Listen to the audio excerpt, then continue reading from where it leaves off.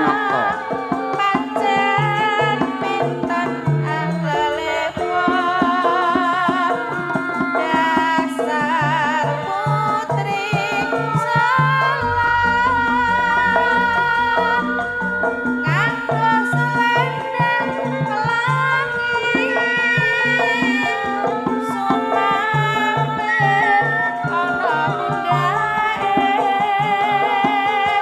junduke kembang melati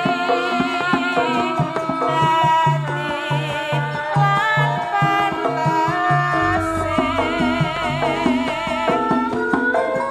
lakone kaya macan sarta cincin ora kiat-kiat suarane perlah-perli-perlirane dasar putri Solo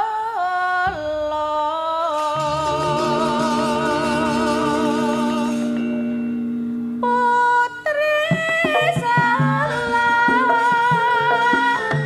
yen nguyu dekek pipine ireng manis kulitane Oh iya. dasar putri Solo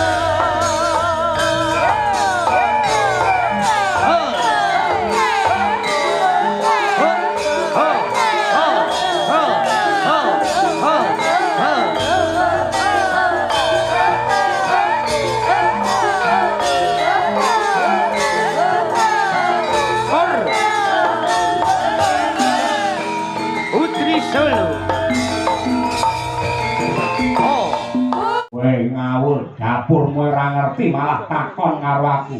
Kowe dewa goblok, goblok piye?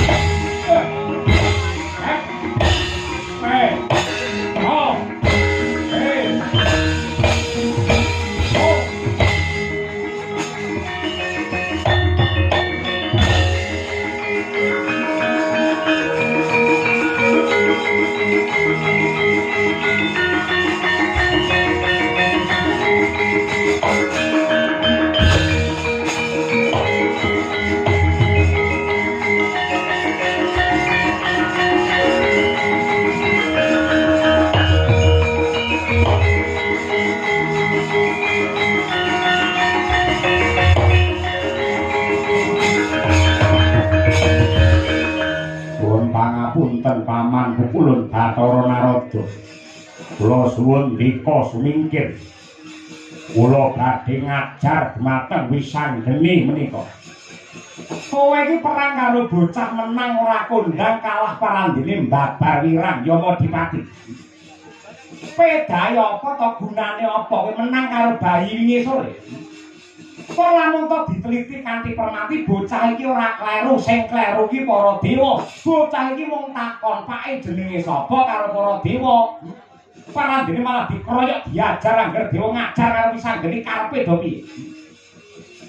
Monggo bayi iki dicemplungake karo Bathari Durga madyaning kawah Candra Dimuka takon karo kowe. Candra Dimuka iki dadi panguasane sapa? Panguwas kula. Durga nyemplungke bayi ning kawah ijen karo kowe ora? Mboten izin, kula mboten ngerti. Tegese dheweke piye nyepelekaken kalian kula. Lah ya sing salah Durga, kenapa sing kok ajar kok bayine? Tanaras tenan.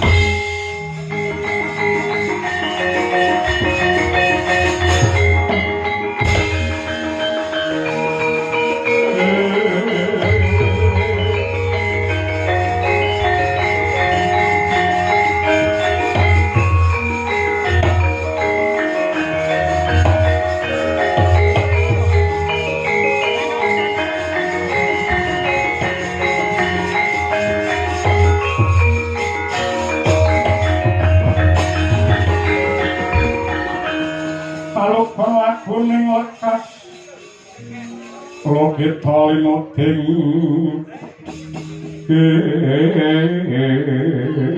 Gedung Kadung kadereng Amor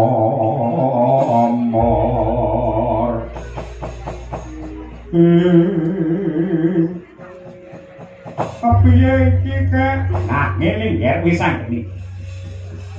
Nadyan kaya ngapa lan kepiye yektine lelakon iki mung kanggo pasinaon.